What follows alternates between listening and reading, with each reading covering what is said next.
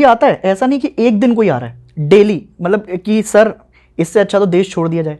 पर मैं हमेशा एक बात बोलता हूँ कि यार देखो, हमें परेशानियाँ हैं, सारी चीज़ें एक तरफ चल रही हैं, एंटी प्रोपोगेंडा है, एंटी परेशानियाँ, आपका सब कुछ चल रही है, पर एक चीज़ जो देश में है वो ये है कि देश सर्वोपरि है। हम गांधी के देश में रहते हैं। गांधी का देश ऐसे ही नहीं बना कि एक दिन में बन गया। हम वो लोग हैं जिन्होंने अंग्रेजों को आपका जो है भगा दिया था। और जब भी देश में कोई परेशानी उठी है तो उस परेशानी को धीरे धीरे कर कर हमने दबाया है या फिर हमने उसे ख़त्म किया है और उसके बाद हम वापस उभर कर आए हैं।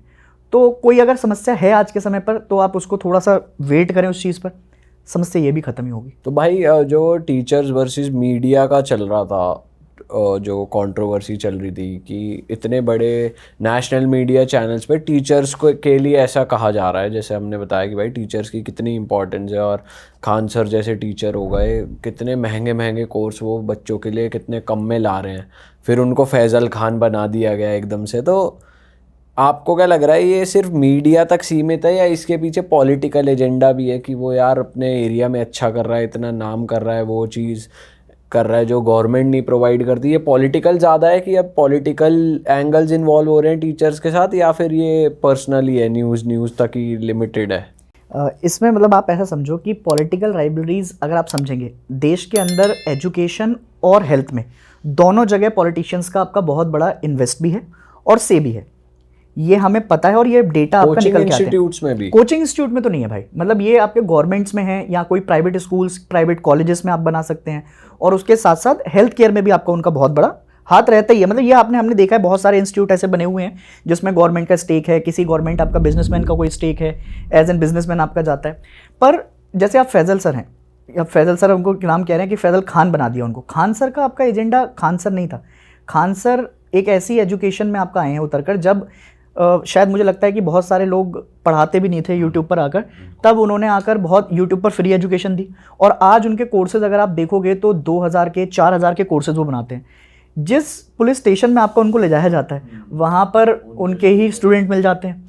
तो आप एक टीचर की जो इमेज आपका देखते हैं वो बहुत बड़े लेवल पर चली गई है। अब फैजल सर को मतलब आपको ऐसा बोल दिया कि खान सर बोल देंगे आपको, दोनों तौर पर निकाल दिया आपने कि खान सर हैं, खान सर को फैजल सर बना दिया और फैजल सर को खान सर बना दिया। तो इंसान आजकल ना आपका जो है टीचर को टीचर ना रखकर वो ये समझ रहा है कि यार इसमें कहीं ना कहीं कोई एजेंडा दे दो, कुछ मसाला मिर्च आपका लगा रहना चाहिए। और मीडिया का आपका काम है टीआरपी लपेटना। टीआरपी में अगर उनको कहीं ना कहीं ऐसा न दे कि किसी कनेक्शन से जोड़ दिया जाए या किसी आपका रिलीजन से जोड़ दिया जाए, तब तक मज़ा कैसे आएगा। तो मैं एक और चीज़ बताता हूँ आपको भाई कि खान सर सिर्फ एक आपका टीचर ही नहीं है यार, उन्होंने देश के आपका हेल्थ केयर में और बाकी सारी चीज़ों में बहुत सपोर्ट किया है। जैसे अभी आपने देखा होगा कि वो कुछ हॉस्पिटल्स भी उन्होंने खोले हैं। हॉस्पिटल्स की मशीनें आपको कितने करोड़ों की आती हैं यार, और उस जगह पर आपका डायलिसिस से लेकर छोटे छोटे एमआरआई, छोटे छोटे पैसों में, 100 रुपये में, 200 रुपये में आपका पूरा डायलिसिस हो जा रहा है, फिर आप एमआरआई करवा ले रहे हैं उसमें। तो एज एन टीचर अगर कोई कंट्रीब्यूट कर रहा है समाज को, तो मुझे ऐसा लगता है कि यार उसके खिलाफ एजेंडा ना बनाकर उसको सपोर्ट किया जाए। पर आपको ये लगता है कि जैसे टीचर्स जो पढ़ा रहे हैं वो अपनी जॉब बढ़िया तरीके से कर रहे हैं, लेकिन टीचर जब देश के मुद्दों पे बात करने लग जाते हैं अपनी क्लासेस में, तो ये ठीक है या ये नहीं करना चाहिए, स्टिक रहना चाहिए जो उनका काम है कि पढ़ाना, बच्चों को जो नॉलेज देनी है वो दो, मतलब देश के मुद्दों पे ना बात करी जाए, ऐसा ये मतलब करना चाहिए टीचर्स को कि ना करें? ठीक है, अब इसको ऐसा समझते हैं जैसे आप मेरी क्लास में आए हैं, तो यार अगर देश के अंदर कुछ चल रहा है और मान लो बहुत वायरल है, पहले ना अखबार में आती थी चीज़ें, तो हमें बहुत ज़्यादा पता तो लगता नहीं था। तो जब पता नहीं लगता था तो ना उस चीज़ के ऊपर बात होती थी ना कुछ होता था। टीचर अपनी क्लास लेता था, सुबह आया और जो टॉपिक है वही क्लास के अंदर पढ़ा के चला गया। अब एसएसटी टीचर जैसे है या ज्योग्राफी है, कोई पॉलिटिकल साइंस पढ़ाता है, कोई ऐसा टीचर है जो कि करंट अफेयर्स पढ़ाता है, पॉलिटिकल साइंस है, अगर बच्चा उसके क्लास में आया है तो वो उससे एक बार ज़रूर पूछेगा कि सर आपकी राय क्या है, जो भी अभी चल रहा है मीडिया के अंदर आप अपनी राय रखो। तो टीचर का जो ओपिनियन होता है ना, वो अपना एक personal individual point of view दे देता है आपको कि आप ऐसा समझ सकते हैं, अगर आपको मानना है तो आप मानिए और नहीं मानना तो नहीं मानिए। अब उससे कितने बच्चे इन्फ्लुएंस हो रहे हैं या कितने लोग इन्फ्लुएंस हो रहे हैं, ये तो उन लोगों के ऊपर है जो इस चीज़ को समझना चाह रहे हैं। और देश के अंदर हमेशा जो गुट है वो दो चीज़ों में डिवाइड रहेगा, एक होगा जो कि उस चीज़ को मानेगा और एक होगा जो उस चीज़ को नहीं मानेगा।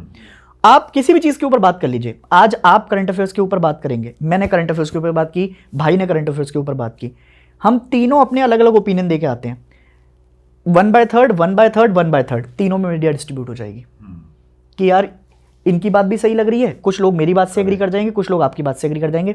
तो टीचर जो भी बता रहा है, मतलब उसका बताना क्लास में जायज़ इसलिए होता है क्योंकि वो जो भी चीज़ कर रहा है वो एक पर्टिकुलर ओपिनियन क्रिएट करना चाह रहा है। अच्छा, इसमें कई लोग ऐसे भी होते हैं, जैसे अभी मान लेते हैं हम कई टीचर आए हैं निकल कर, या कोई लोग आपका ऐसे आ गए जिन्होंने अपनी बात रखने के लिए आपका सोशल मीडिया का इस्तेमाल कर लिया कि यार मैं अपनी बात रखना चाहता हूँ, मेरा ये ओपिनियन है, तो मेरी बात आपका लोगों तक इन्फ्लुएंस हो जाए। तो अब ये लोगों के ऊपर है प्रॉपर तरीके से। अब बहुत सारे ऐसे आपका चैनल्स हैं जिसमें आपने देखा भी होगा और जो बहुत वायरल भी रहते हैं, जिनको लोग कहते हैं कि विदेशों में बैठकर आपका वो इन्फ्लुएंस करते हैं चीज़ों को, पर वो भी अपनी एक पॉइंट रख रहे हैं, उनका भी एक पॉइंट है, जायज़ है, और उस पॉइंट पर देश में आपका कैसे चीज़ें आपका ले रहे हैं लोग, वो समझ में आएगी। तो हम हमेशा ये मानते हैं कि यार अगर टीचर आपको क्लास में एक पॉइंट ऑफ व्यू दे रहा है तो वो आपको एक बैलेंस पॉइंट ऑफ व्यू दे सकता है, क्योंकि उसने जैसे पढ़ाई की है।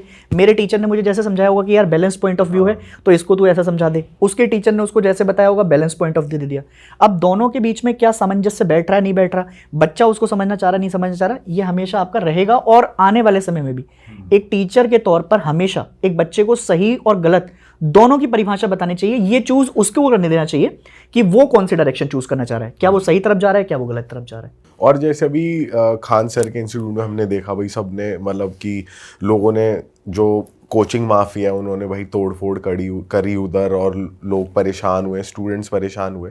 तो ऐसा कुछ एग्जिस्ट करता है कि जैसे बोला जाता है भाई कोचिंग माफिया हैं, ये नहीं चलाने देते, या ये चाहते हैं कि भाई इतना कोई फेमस ना हो जितने खान सर हो गए, या उनका इतना बड़ा बिजनेस या हॉस्पिटल जो भी कह लो खुल गया है, तो ये है एग्जिस्ट करती है?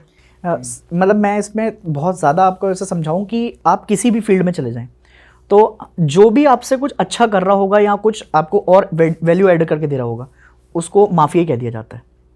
क्यों कह दिया जाता है? क्योंकि उसको ऐसा लगता है कि यार इसने आपका मार्केट के ऊपर मोनोपोली कर ली है और मार्केट इस तक सीमित रह गया है।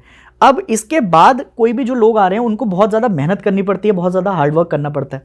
तो इंसान क्या है आजकल ना, साइकोलॉजी आप समझिए इस बात की कि भाई इंसान बहुत जल्दी से वायरल होना चाहता है, फेम भी सबको चाहिए और सब चीज़ें भी चाहिए। एक इंसान जिसने मेहनत की है, मतलब खान सर को हम सब लोग इसीलिए रिस्पेक्ट भी करते हैं कि वो इंसान आपका बहुत ग्राउंड से उठ कर आया है और उन्होंने मतलब आपका जो भी अपना काम किया है, जो छोटे छोटे लेवल पर आपका अपनी मेहनत की है, वो बहुत बहुत अलग लेवल पर आपका जाके वायरल हुई है। तो अब माफिया को अगर मैं बताऊं कि माफिया एज एन सीन कुछ है, तो यार आप ये कह लो कि दो लोगों के बीच में राइवलरी रहती है तो एक को माफिया कह दिया जाता है कि यार माफिया हो गए।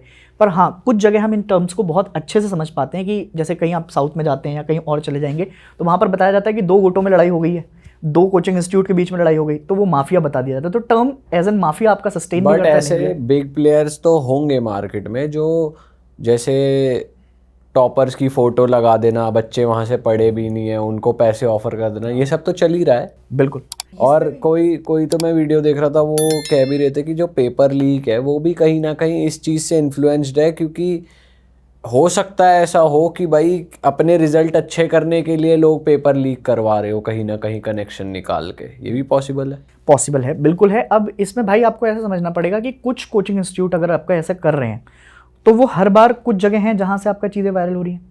अब मैं इस चीज़ को ऐसा समझ लो कि अगर मैंने आपका अपनी कोचिंग में पेपर दे दिया, 2-4 बच्चे मेरे आ गए, मेरा नाम बढ़ गया, तो उससे बिजनेस तो ऑब्वियस ही बात है मिलेगा ही मिलेगा और शायद आपका लाखों बच्चा इन्फ्लुएंस हो जाएगा। पर हमें ये चीज़ भी आपका समझ में आई है कि ये पेपर पहली बार लीक नहीं हो रहे हैं। अगर आप पिछले कुछ 5-6 सालों का डेटा उठाकर देखें, 70-80 से ज़्यादा पेपर लीक हैं। आप SSC GD का पेपर देख लो, आप पेपर चाहे नीट का देख लो, चाहे आप उसके अलावा कोई और छोटे से छोटा पेपर उठा के देख लो। इनफैक्ट CUT में हमने बताया बच्चों को कि CUT पेपर आपका लीक नहीं है, कुछ नहीं है, पर बच्चों ने हमें उसमें भी बोला कि सर कई जगह सिस्टम काम नहीं किए। एक दिन ऐसी भी शिफ्ट आई बच्चों की जिस शिफ्ट में बच्चों को वापस भेज दिया गया, 2 घंटे वेट कराया गया बच्चों को और उनसे बोला गया कि हम अभी पेपर कराएंगे और 2 घंटे बाद बच्चों को बोला कि आप चले जाओ। अब अगर इसके अंदर आपका बच्चा ये समझ रहा है कि यार मैं 2 घंटे एक एजुकेशन पे आपका लगा कर आया हूँ, मैं पढ़कर गया था, उसका पूरा दिन माइंड स्ट्रेस रहा, तो सारी चीज़ें आपका इन चीज़ों पे ऐसा समझ लो आप कि बहुत ज़्यादा पीयर प्रेशर हो जाता है और लोग फिर आपका ये चाहते हैं कि यार अगर हमारी कोचिंग इंस्टीट्यूट आपका ग्रो कर जाए इन सब के बीच में, या मेरा एक इंस्टीट्यूट आपका जो है बहुत तेज़ी से आपका उठ जाए। अरे वाह, आपने ये वीडियो यहाँ तक देख ली भाई, तुमने हमारी मेहनत सफल कर दिया, तुम ही लोग हो असली रियल हिट। और अगर आपको बहुत मज़ा आ रहा है ऐसी क्लिप्स में, ऐसी वीडियोस में, तो फटाफट जाइए प्लेलिस्ट पे बिंज वॉच कीजिए, सारी वीडियोस देख डालो और मौज काटो। That is it. हम मिलेंगे नए पॉडकास्ट में, नए क्लिप में। Till then bye bye, see you, take care, do subscribe.